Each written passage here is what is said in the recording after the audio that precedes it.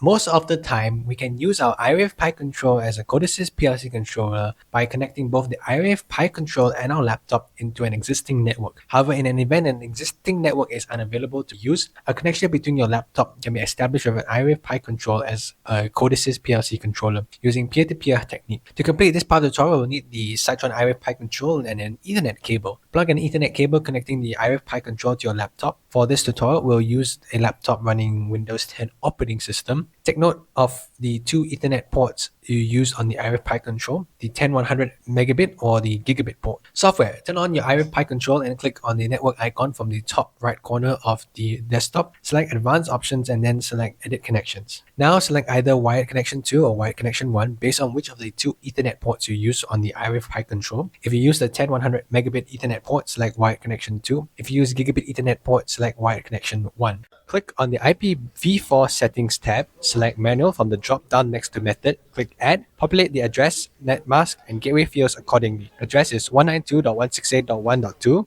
netmask is 24, gateway is 192.168.1.1. Lastly, click Save.